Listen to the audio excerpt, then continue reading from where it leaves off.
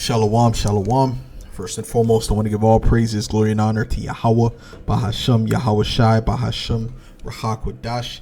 Double honors to the apostles and elders of Great Millstone. Salutations, much love and respect to you, Akim, out there pushing this word out in truth and sincerity. Shalom to you, sincere Akwath, out there learning and listening in all humility. Now, this lesson is going to be dealing with the wine of Babylon, mainly focusing on feminism, okay, because that was nothing more than a subversion tactic to overthrow the family structure of the world in general, of the West in general, starting with the West, but ultimately of the Israelites, okay? And we can see the effects of that today and how our people are completely destroyed. And one of the main reasons is the family structure being out of whack. So I want to look up the word subversion. I have the Google definition right here. It says subversion, the undermining of the power and authority of an established system or institution. Okay, so it's the undermining of the power and authority of an established system or institution. Now, the established system is the family. Okay? Now, the authority or the power within that system starts with the man, starts with the head of the house. When you go into the Hebrew, the word for father is Abba, okay, which is a compound word, okay, which you have which goes back to Alap, which is the ox head. Okay, when you look at the Paleo script, the letter for is the ox head, and then you have the Ba, right, which goes back to Bayath, okay, which is the image of a house. So the man is what? The head of the house, the Ra'ash of the house. Okay, and it also represents the strength. Someone says you're strong as an ox because ox are very strong. So they destroyed the strength and they destroyed the head. Okay, and that's how you know it's a subversion tactic. Now, let's get this scripture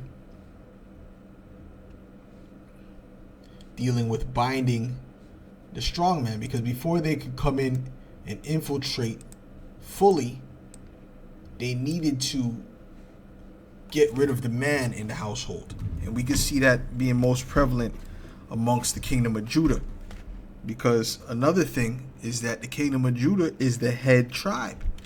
That's the Ra'ash of the kingdom of Yasher Allah. Okay.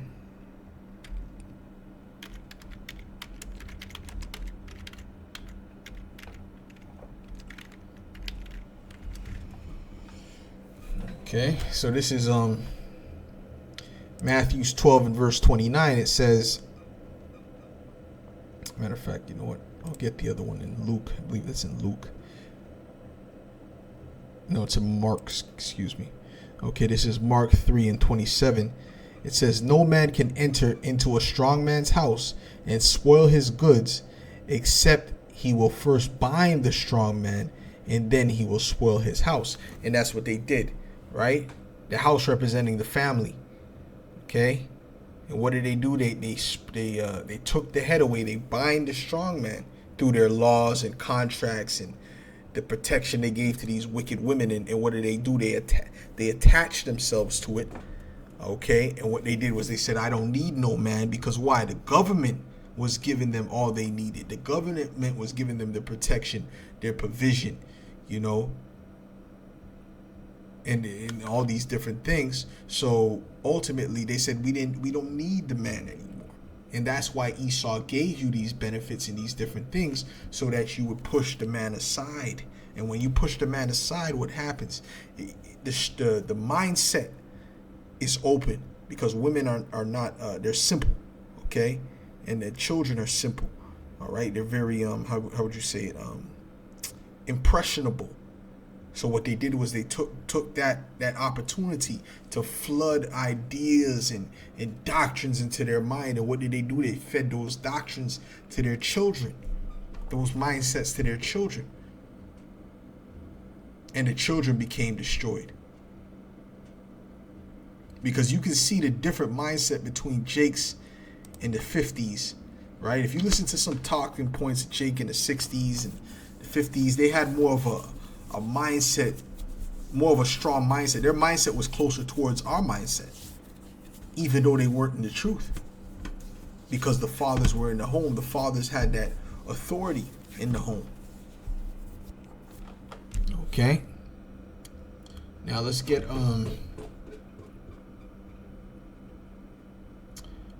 right, so that was buying the strong man. Okay, and I wanted to get this. Okay, because Esau knew what he was doing when he came to the woman. Because the woman, he understands, is the weaker vessel. The serpent is not stupid. The serpent knows, he's wise, he's cunning. It says that he was more subtle than any beast of the field, man. Which goes into crafty. He was intelligent on the left-hand side, so he understood the woman was more easy to penetrate the mind of. Now this is 1 Timothy 2 and verse 10. Matter of fact, I'll start at verse 11. It says, "Let the woman." This is instructions to the church, by the way. Okay, let the woman learn in silence with all subjection. Okay. Women heard that? Let me read this again. Let the woman learn in silence with all subjection. Okay, so the man is in authority over the woman. That's how the Most High set this thing up. It says, "But I suffer not a woman to teach, nor to usurp authority over the man, but to be in silence." So it's completely out of order for a woman to teach a man. Okay, once her son becomes a certain age, he's not supposed to be up under her no more. He's supposed to get up under his father. Really, even around 10 years old, man. He's supposed to be up under his father, man. To learn how to be a man. So you have the authority to speak to the younger women, to teach women how to be women, how to love their husbands, and things of that nature, where they're going off. Things of that nature. But when it comes to a man, no, you're not supposed to have any authority over a man, because that's out of order. See, the serpent fed you a lie. Okay, for Adam was first formed, then Eve. Why? Because you were created for us. We were not created for you. You were created for us. Just like these heathen, they were created for us, as in the Israelites, to be our servants. You were created for us. If there was no us, there would be no you. And Adam was not deceived, but the woman being deceived was in the transgression. Notwithstanding, she shall be saved in childbearing. Oh, hold on. Let me read that again. And Adam was not deceived, but the woman being deceived was in the transgression. Because just like I said, the serpent knew that he couldn't go to Adam, so he went to the woman. And this is what's happening: is the serpent is coming. He's removed the man out of the equation, and he's coming directly for the woman. And all those things that he promised you, and that he's about to take all of that away. All those teats are about to be taken away from you. All those benefits in this society are about to be snatched from under you. And you're going to look for a man, and no man is going to want to deal with you. Notwithstanding, she shall be saved in childbearing if they continue in faith, in charity, in holiness, with sobriety. Okay, so now let's get into this video, which you should know this video, but if you're new and you don't know this video, we'll play it. This is Aaron Russo. He mysteriously died years ago, for exposing, we believe, for exposing these truths. Okay, because that's how these elites get down.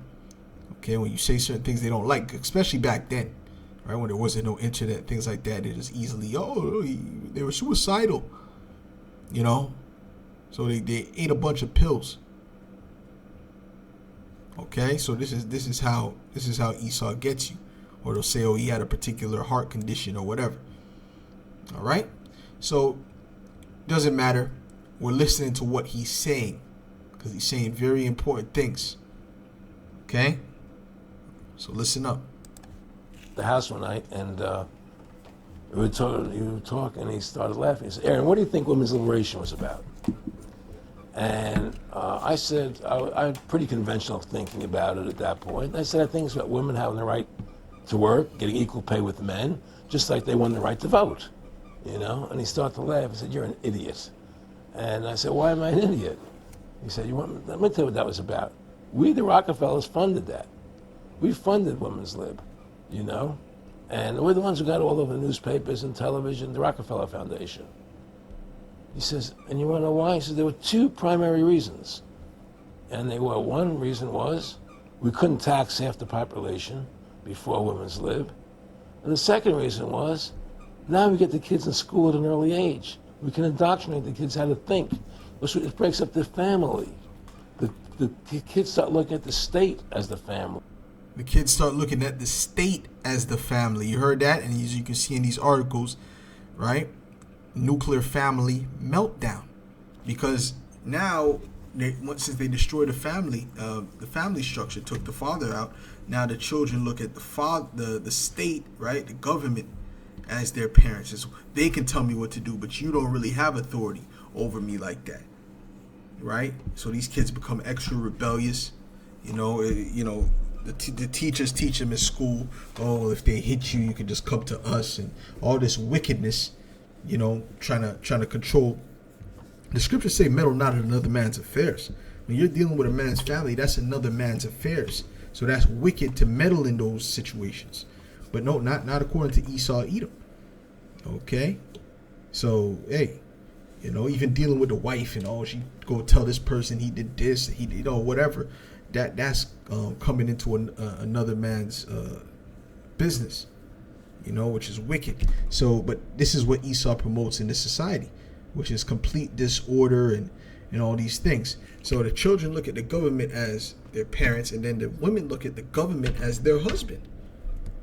Right? So they don't have respect for the men. They don't have respect, the men, they don't listen to what the men, and the men have the men in their lives are the ones that have the true care for their well-being. They're the ones that's really trying to guide them to the things that are best for them, to the ways that is best for them. But no, they're going to listen to those that provide the protection, the provision in their eyes, and have the true authority. This is what they set up for their own wicked means, and he's going into it. So I'm going to bring it back to 46. Now we get the kids in school at an early age. We can indoctrinate the kids how to think. It breaks up the family. The kids start looking at the state as the family. Right. So I got to jump in there. And what are they teaching these children? And how to be alphabet people? How you can cut off your rod and you can become something that you're not. Right? There's nothing wrong with adultery. That there's no God. That evolution is the truth. This is what they're pushing in the minds of the children. So if they look at them as the authority and the true teachers and guide for their lives, now they're learning nothing but Satanism. Now let me go to this. Let's go to this, because where did feminism start from? This started in Babylon. This is part of the wine of Babylon, one of the wicked, evil devices of the devil. Let's get Jeremiah 51. This is Jeremiah 51 and verse 7. It says, "Babylon hath been a golden cup in the Lord's hand, that made all the earth drunken. The nations have drunken of her wine," which is her philosophies. "Therefore the nations are mad." Okay, they're bugged out because they've taken unto this mind state of Babylon, which is madness. Okay, it's really just madness. Now they're at the point where it's a man dressed up like a woman. That is a woman. You can't say that is a woman, and they're trying to push that in your mind that this person who was born with a rod is a woman. You have to say that. Okay, and it's not a him, it's a her. You got to say her, or you're being hateful. Right? People they have little parties where they dress up like horses and Other people ride them and treat them like horses, and they like this. They pay all kind of money to do this, and you can't say nothing against that, right? Or a woman, she's 800 pounds, but she's beautiful and she's really fit. She's really fit. She's beautiful, fit. She's a BBW. Okay, nothing wrong with it. She's 800 pounds. She can barely breathe. You understand what I'm saying? So this is the confusion and the madness of Babylon. Babylon is suddenly fallen and destroyed. How for her? Take balm for her pain. If so, she may be healed. See, Babylon is going to be destroyed and it's being broken down, and there's no way for it to come back up because the Lord is the one that's destroying it. Ultimately, Babylon is going to be completely wiped out, okay, because of the wickedness that it promotes, and it's never going to be inhabited again. Matter of fact, okay, let's continue. Let's read this last verse. It says, we would have healed Babylon, but she is not healed. Forsake her and let us go, everyone into his own country. And these other nations, they're going to start leaving Babylon, saying, listen, there's no hope for this place, man. That's how it's going to get. The place that used to be the place of opportunity is going to become the place of despair. For her judgment reacheth unto heaven and is lifted up even to the skies. It's going to be clear to Most High Yahweh, Hashem Yahweh Shai, whether they know the name or not at that time. They're going to understand it's the higher power, the power of the universe doing these things. Okay?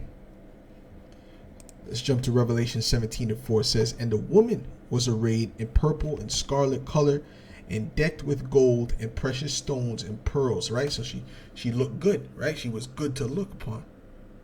Having a golden cup in her hand, full of abominations and filthiness of her fornication. And what's one of the abominations? Feminism. You got democracy, you got all kind of, alphabet, lifestyle, these different, there's all kind of things, all kind of abominations. The experimenting on animals, right, for the wicked pseudoscience. So all these things are abominations that are in the cup that they pass around to all these different nations and get them drunk just like them. Look at China. Look at it. It's completely through. They came from maybe 100 years ago having their tradition, about 100 years ago or so, having their own traditional garbs and living like the old ways of Moab, right? Where there was no pollution. Okay, yeah, they were eating all kind of madness, but that's in the spirit of these damn Moabites and Ammonites. But at the end of the day, there was no pollution. Their women were modestly dressed. Okay. You see, the health wasn't on that, wasn't at an all-time low. Now look at it.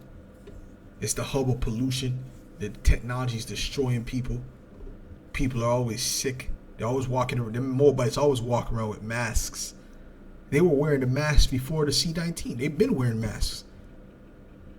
Moab actually, that's one nation that actually likes the mask. They love masks. They were happy when the mandates came. Oh, I can wear 2 masks. Okay, but the point is this: that they've been drunken with the wine, the abominations, the filthiness of Babylon, man. And upon her forehead was a name written, Mystery Babylon the Great, the mother of harlots and abominations of the earth. And now you can see people are seeing this way is not working, and they're trying to fight to get back to the old paths to some extent.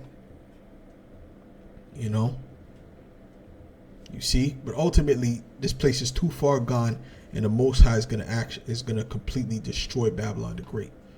Okay, speaking of America. All right, but yeah, that whole feminism, that was a major part of its wine. Right? And what comes with this? A high divorce rate, high single parent households, high whoredom. You see, this is what comes with it. So that shows you it's not good. That shows you it's not right. Let's continue. Look at the state as the family, as the school, as the officials, as their family, not as the parents teaching them. And so those are the two primary reasons for women's lib, which I thought up to that point was a noble thing. You know, when I saw their intentions behind it, where they were coming from when they created it, the thought of it, I saw the evil behind what I thought was a noble adventure. Yeah, it's evil because, as it says in Psalm 64, they think deep. These elites, they're not thinking like you average people, man. They think deep on wickedness and subversion and how to implement, evil plots, and really how to separate you Israelites from your power, man. That's one of the main things they're trying to do. They only consult to cast him down from his excellency. This is Psalm 64 in verse 2. It says, hide me from the secret counsel of the wicked, from the insurrection of the workers of iniquity. These were all done in secret councils. They painted it to you people as it was something good. It was to help. And this is only because of we've seen the oppression of the women and this and that and the third. Right? But when you look at the true intentions of it, it was nothing. It's based upon wickedness and really destroying you. You know, where they can get more taxes, they can promote whoredom, they can promote divorce rates and all these different things, man. And then guess who gets paid from that? Them. Guess who gets spiritually rewarded for that? Them. And who gets spiritually punished for that? You. As Israelites. Okay, because that separates us from our power. Hide me from the secret counsel of the wicked, from the insurrection of the workers of iniquity, who with their tongue like a sword, and bend their bows to shoot their arrows, even bitter words, that they may shoot in secret at the perfect. Suddenly do they shoot at him, and fear not. Who's the perfect? The Israelites. Okay, they encourage themselves in an evil matter. They commune of laying snares privily. They say, who shall see them? And they don't have a feeling of, oh, I feel sorry for what I... No. Some of them, the Lord puts that later on after they did all the damn wickedness and have all those bodies on their belt. Then they'll come out and say, oh, well, this is this and this. But truly, these Edomites don't care. These Edomites don't give a damn, because the Most High plagued them with knowing that their judgment is coming. This is why they speak, because it's already too late for these devils. Okay? Now, the top elites, they don't give a damn. Okay? They don't have any feeling about this. They look at you as what? Goy im. I'll just say it like that. All right? They look at you as cattle. Heathen. Okay? When really they're the heathen. And we, so-called blacks, Latinos, and Native Americans, we're the Israelites. See, that's how they confuse everything. Okay? But they have no problem with what they're doing, man. This is verse 6. It says, they search out iniquities. They accomplish a diligent search. Both the inward thought of every one of them and the heart is deep. But the Most High shall shoot at them with an arrow. Suddenly shall they be wounded. So now this is why, I'm about to read the verse 8. This is why sometimes you'll have certain of them that come up and say, oh yeah, this happened and that happened and this happened and that happened, and spill the beans, because they're convicted in the spirit, right? After they did all the wickedness that they can do, right? There was no point where they said, okay, this is enough. They just continued on with it.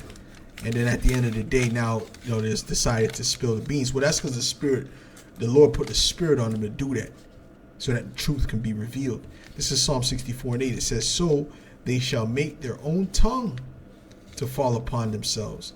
All that see them shall flee away. And now they're being revealed. Now people are seeing them for what they are. This whole C19 thing, they've been being revealed on such a high level with this thing. You know, so much people didn't believe in these sea theorists. Now they're like, damn, these people are wicked. Damn, there is some type of conspiracy going on. Okay, I mean, people who never believed in it thought people like us were bugged out. You understand what I'm saying? So they've been being revealed. So that's why moving forward, we can't be ignorant to these things. This is 2 Corinthians 2 and 11. It says, lest Satan. Oh, let's go up a bit. It says, let's just start from here. It says, 2 Corinthians 2 and 11.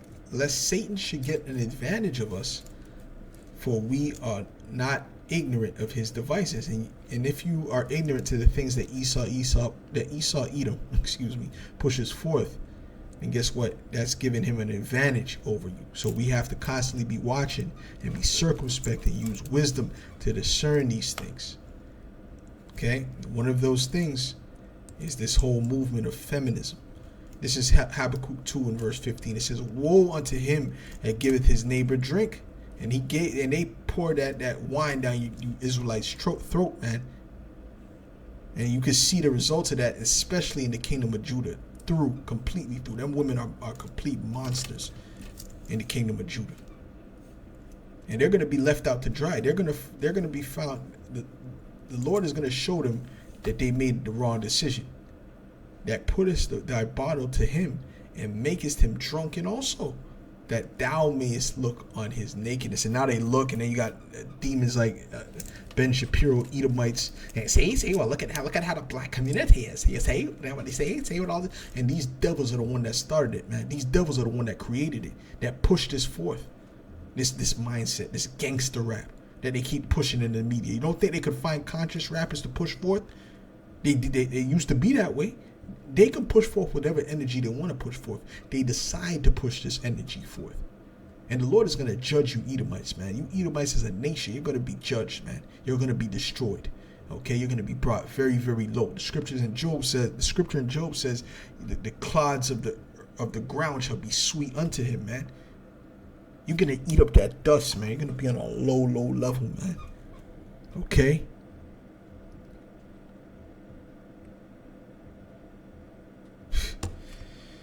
Oh, man. Said, thou art filled with shame for glory. Drink thou also, and let thy foreskin be uncovered. The cup of Yahweh's right hand shall be turned unto thee, and shameful spewing shall be on thy glory. Well, there's another cup for you to drink, and that's the cup of judgment. That's what this is speaking about, man. You know? So with that, Lord's willing, that was edifying to the elect. I want to give all praises, glory, and honor to Yahweh, by Hashem, Yahweh Shai, by Hashem, Rahakwadash.